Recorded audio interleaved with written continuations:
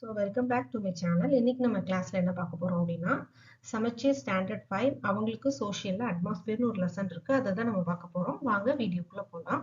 இதுல நம்ம learning objectives என்ன பார்க்க போறோம் அப்படின்னா பயோஸ்பியர், அட்மாஸ்பியர், அப்புறம் விண்ட் பத்தி, அப்புறம் கிளவுட்ஸ் பத்தி நம்ம தெரிஞ்சுக்க போறோம். First one is biosphere. Biosphere is a combination of lithosphere, hydrosphere and atmosphere.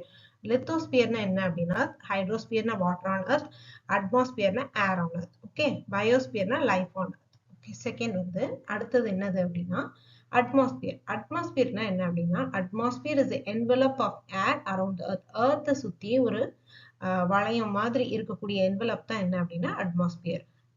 Weather is a day-to-day conditions of atmosphere at any place. அதாவது ஒரு நாளும் இருக்கக்கூடிய கண்டிஷன் அது எதை பொறுத்து இருக்கும் அப்படின்னா in regard to the temperature, pressure, wind, humidity and rainfall. அந்த இடத்துல இருக்கக்கூடிய டெம்பரேச்சர் என்ன, அங்க இருக்கக்கூடிய pressure காற்று அழுத்தம் என்ன, wind, அப்புறம் ஹியூமிடிட்டினா ஈரப்பதம் அண்ட் ரெயின்ஃபால், அதை பொறுத்து தான் வெதர் நம்ம என்ன பண்றோம், நம்ம ப்ரெடிக்ட் பண்றோம். அடுத்தது கிளைமேட்னா என்ன அப்படின்னா climate is the average weather condition. அந்த ஒரு 30 இயர்ஸ்ல அந்த இடத்துல இருக்கக்கூடிய வெதர் கண்டிஷனை ஒரு ஆவரேஜ் எடுத்துட்டு அதை தான் என்ன பண்ணுவாங்க அப்படின்னா கிளைமேட்னு நம்ம சொல்லலாம். ஓகே, ஸோ நெக்ஸ்ட் பேஜ் பார்க்கலாம். Composition of air. ஏர்ல என்னெல்லாம் காம்போசிஷன் இருக்கு அப்படின்னா air is composed of oxygen 21%, nitrogen 78% and other gases 1%. Okay, இப்போ atmospheric layers. அந்த other gasesங்கிறது எல்லா gases உங்களுக்கு தெரிஞ்சிருக்கும். Ozone, carbon di oxide, organ, neon, helium, hydrogen, krypton, xenon and methane. Okay, இப்போ atmospheric layer. Atmospheric layers என்ன அப்படின்னா as we know that the gravitational force increases near the earth. earth பக்கத்துல எப்படி இருக்கும் அப்படின்னா gravitational force ரொம்ப நிறைய இருக்கும்.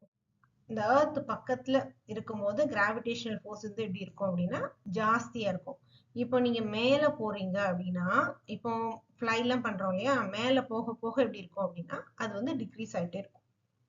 ஸோ அதனாலதான் அந்த ஸ்பேஸ்ல எல்லாம் இருக்கிறவங்க அந்த கிராவிடேஷனல் ஃபோர்ஸ் இல்லாதனாலதான் அவங்க மிதக்கிற மாதிரி இருக்கும். Okay, we go higher. As we go higher, as a result, the density of air differs and can be found in 5 layers. 5 layers நம்ம என்ன பண்றோம், இதை நம்ம சொல்றோம். Okay, troposphere, stratosphere, mesosphere, thermosphere and exosphere. இந்த all weather condition, weather changes occurs in the troposphere.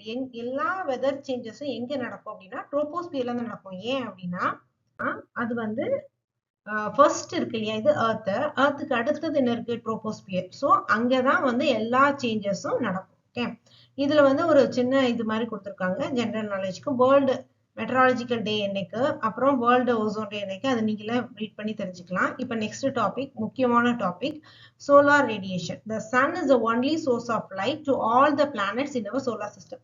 சன்னு தான் என்னது அப்படின்னா அது ஒரு தலைன்னு வச்சுக்கோங்களேன். அது ஒரு முக்கியமான ஒரு ஆள் சோலார் சிஸ்டம்ல, முக்கியமான ஒரு ஆள் sun. Sun is only source of light. Light அவங்க தான் எல்லா பிளானட்ஸும் கொடுக்குறாங்க. Okay, the land, water and air in our planets receive heat from the sun. நம்மளோட land, lithosphere, hydrosphere, water பத்தினது, air, atmosphere எல்லாருக்கும் என்ன கொடுக்குறாங்க, ஹீட் கொடுக்குறாங்க. ஹீட் சன்கிட்ட இருந்தா வருது. Okay, earth receives the heat energy from the sun in the form of radiation. இந்த பிக்சர்ல கொடுத்துருக்காங்க இல்லையா, இது நம்மளோட earth.